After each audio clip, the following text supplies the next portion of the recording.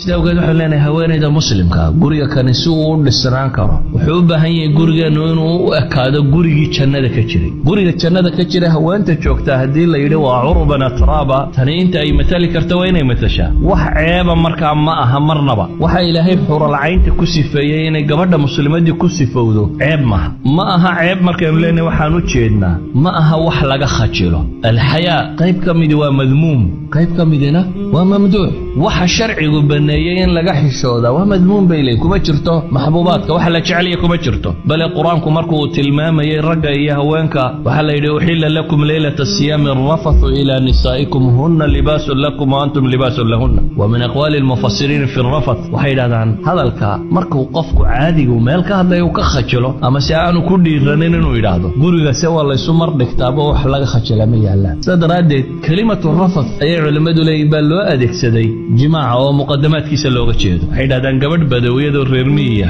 ayaa qamiis casiya waxbay qaadato xinxinaysatay dabeetana tusbax bay qaadatay baa la yidhi meel bay fadhiisatay way wartid walaa waxay ku yidhaahdeen ma bacda hada min hada labadana waddo kala foga inaad cusburato mariya xidhxidhato oo iska dhalaaliso haddana aad wardi meel la fadhiisataa waa laba kala fog bay ku yidhaahdeen markaasaa waxay tidhi bay yidhaahdeen beyt ay leedahay ilaahay dhan buu igu leeyahay aanan rabin inaan dayaco dheeldheelkiiyo maradhigadka ninkayga xaggiisana qayb buu igu leedahay aan la rabin inaan dayaco bay leedahay yani labaduba waa bannaan yihiin sawgeed buu nabigu salawaatullaahi wasalaamu calayhi isna wuxuu tilmaamaya xadiidka jaamicu saqiirka ku qoran saxiixa uu albaani ku tilmaamayo alaa ukhbirukum binisaa'ikum min ahli aljanna ma idiin sheegaa buu nabigu yidhi salawaatullaahi wasalaamu calayh haweenkiina ahlu jannada ah sifada koowaad uu nabigu siiyey wuxuu ku sheegay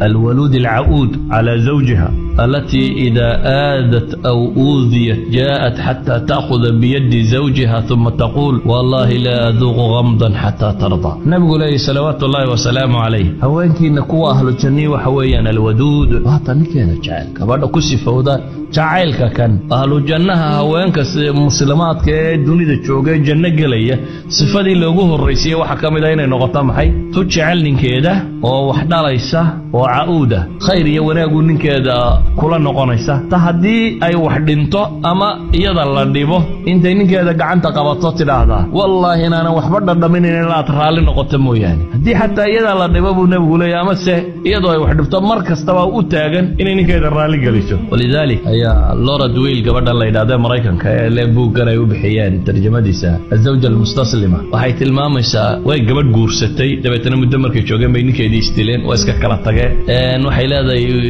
nooc min feminist groupyada iyo baabkan bay ku soo kortay inay ninka iska dhiciso iska celiso waa kaasi markii dambe waxaan fakiray bay leedahay raadiyay maxaan anigu ninkeygii u waayay reerahan jaararkay dadkanina wali xaasaskan isu qabaan dabeetana questionnaire bay qaadatay interview bay qaaday interviewgeedii waxa uga soo baxay reer kastoo dhisan inuu yahay reer isu jajaban oo haweentu ay tahay mid ninkeeda jecel oo u jajaban oo waxba ku qabsanin walidalik baa waxay qortay book ay yiraahdaan tabcadii koowaad ba 100,000 oo xabaa la qaatay ay u bixisay المرأة المستسلمة استسلمي لزوجك باي بوغا فكرتي سودم وانت نينكو اللباح باي لهدي هدي اد اسكو سو تاغتنا وكعوني هدادن او ججبناتنا افكيساد كلا بخي باي لهدي waxa ku jira sidaradeed jajabni isdiib bay leedahay wax kasta waa lagu siinaya hadaad adigu isdiibto wax kasta waa lagu siinaya sidaradeed ba Aisha waxay leedahay nabiga salawaatullaahi wa salaamu alayhi ayaa intaan weel wax ku cabba nabiga ayaan u dhiibaa bay leedahay dabeetana markaan u dhiiba wuxuu eegtaa nabigu halkii aan waan af ka saaray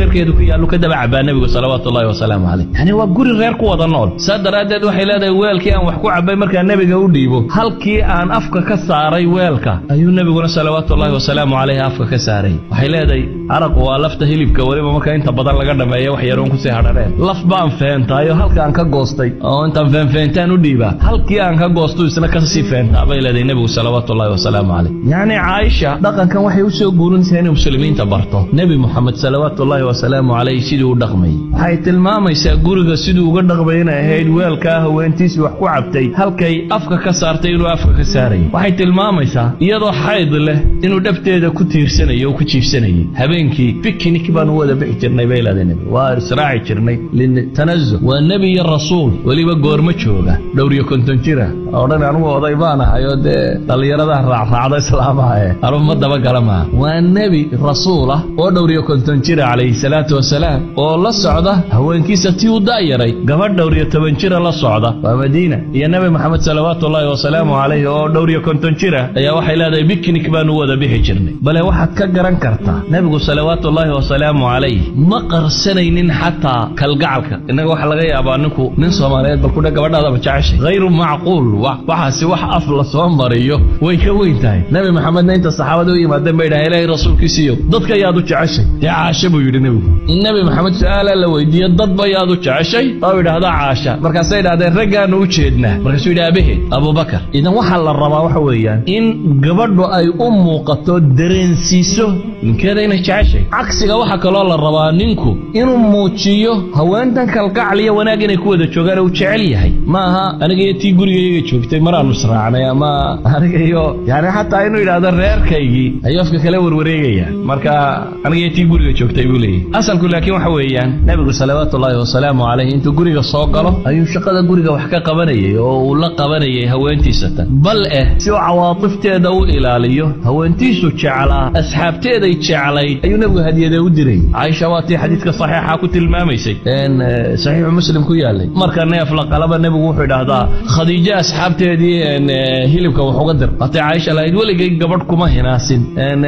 haweenta dhimatay aanan isa soo gaarin sidaan ugu hinaasay bay leedahay sidoo nabigu jacaylkeeda uu muujisanayay aan uu qarsanaynin inuu jecel yahay ayuu muujisanayay bal asxaabteedii dadkii ay ku xidhnayd inuu jecel yahay